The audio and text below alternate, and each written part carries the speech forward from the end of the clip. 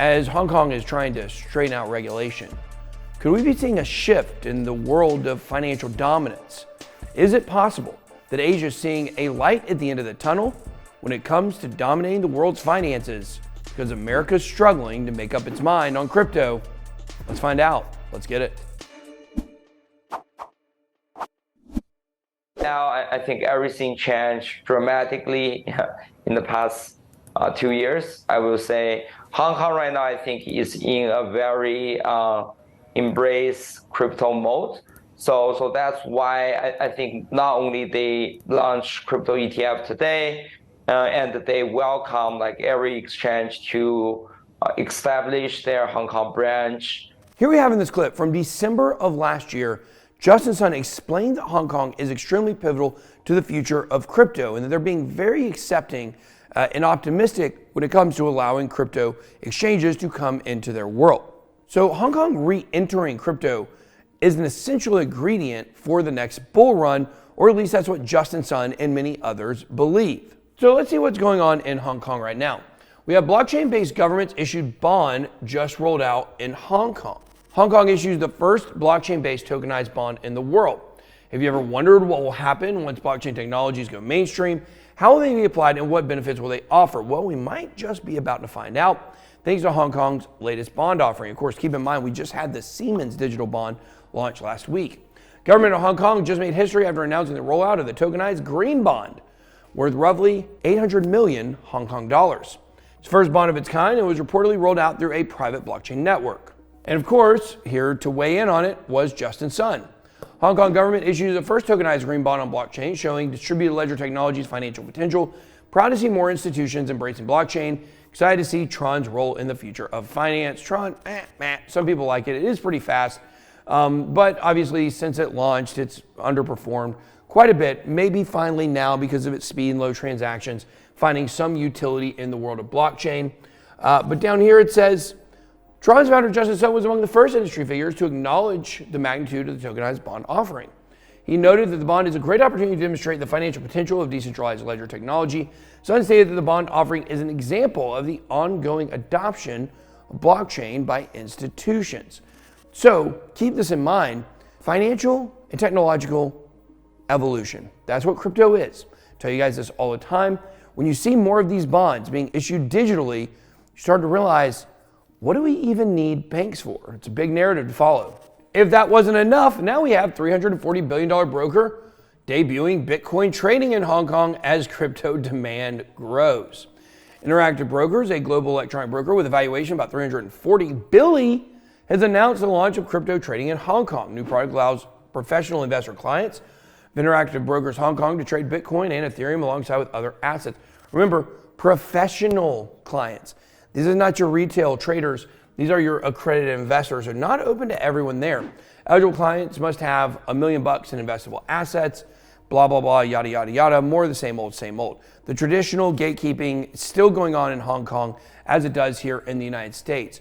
But something to really think about Hong Kong, as we're looking at all these innovation coming there, is that in the world of Hong Kong is a representation of China. So of course, we had the Bitcoin mining ban in China. They're always trying to ban crypto.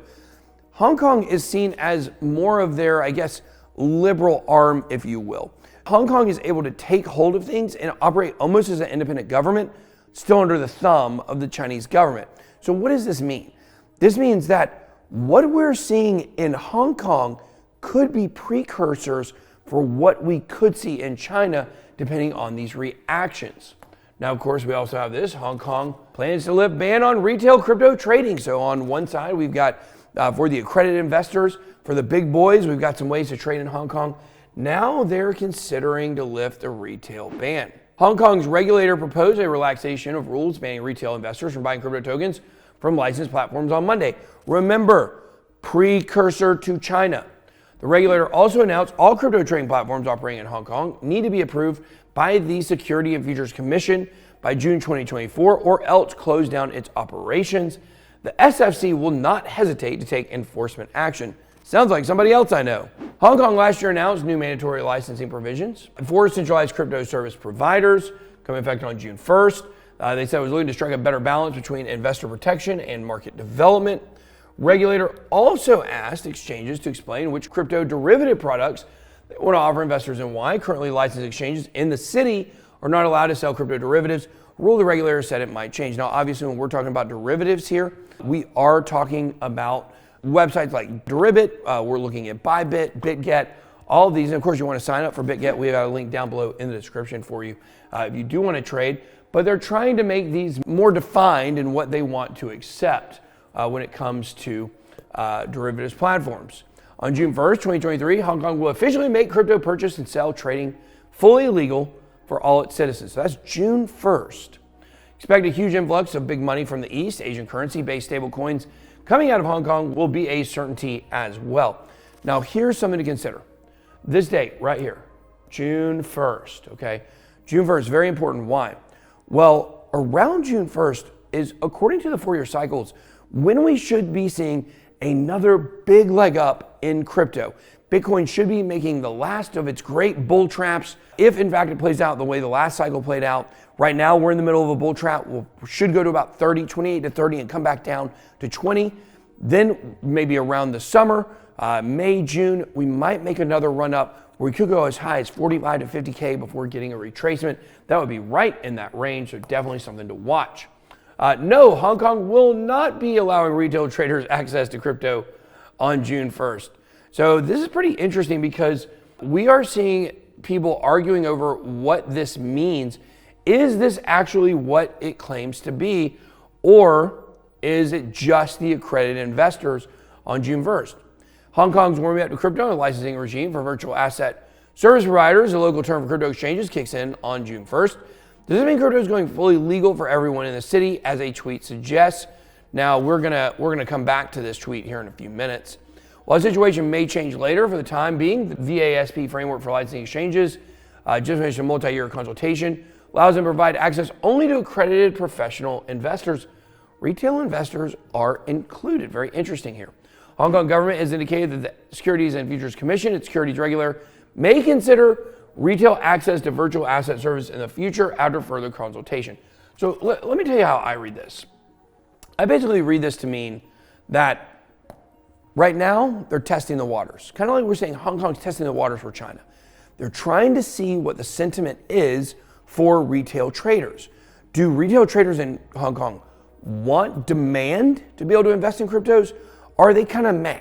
Because if they're meh, then there's no reason for them to make this legal. But as you can see at the beginning of the video, we said they're trying to sort out legislation because we don't exactly know where they stand on this. Is it only accredited, or is it also going to be for retail? We're getting mixed signals.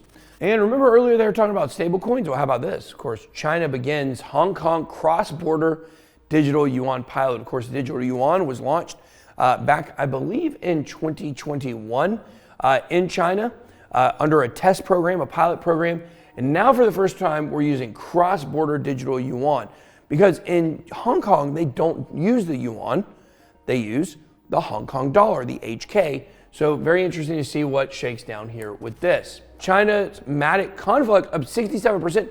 It's up 500% for the week. We looked at it on the live stream this morning. I didn't even know what it was, but here we go. China's supposed Matic competitor, Conflux, is one of the top performing altcoins today. It's up almost 70%. Up 500% earlier when we looked at it on the live stream. But the point is, are we starting to see things in China, things in the Far East, start moving in crypto? Well, a lot of people believe that this is something we will see. Justin Sun's Huobi seeks Hong Kong crypto license amid regulatory shift.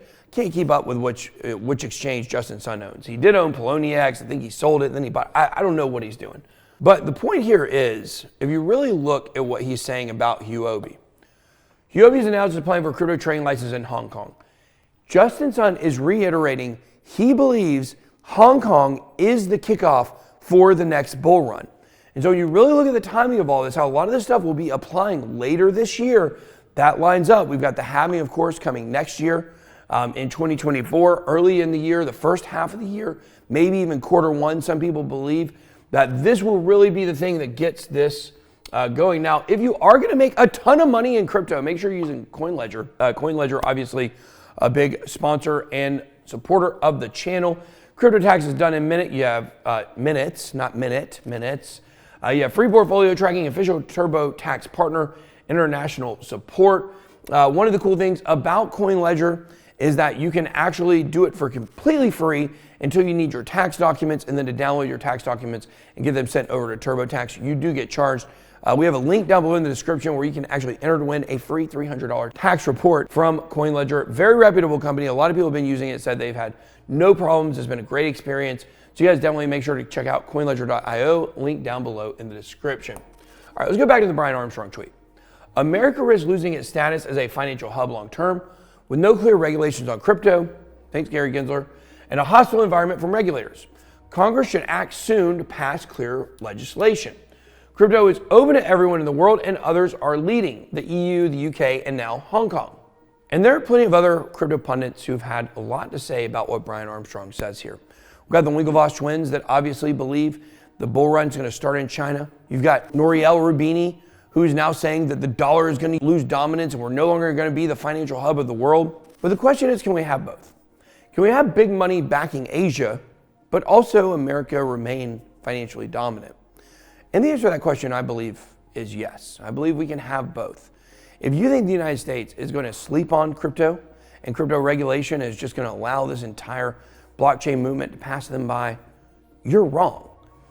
We just have to have the right people in place. Gary Gensler represents Goldman Sachs. He represents the banks. He's not the person we need in leadership, and we call upon Congress to remove him as quickly as possible. And I believe that Congress, as opposed to Gary Gensler, will actually do their job and will remove him from office, because he is the one holding us back from maintaining financial dominance when it comes to blockchain and crypto. I think we're going to get it straightened out because I believe in America, and I believe that we will do what's right in order to keep ourselves ahead of everybody else. However, there is a lot going on with Asia, with Hong Kong right now. Watch China. What comes out of all of this Hong Kong regulation, all this Hong Kong excitement, the way that it flows into China will be the telltale sign of what's going to happen in this next bull run. Go ahead and drop comments below. Let us know what you think. Do you think the bull run will start in Hong Kong? Do you think it'll start on Mars? Or do you think it'll start at all? Let us know in the comments. That's all I got. Be blessed. BitBoy out.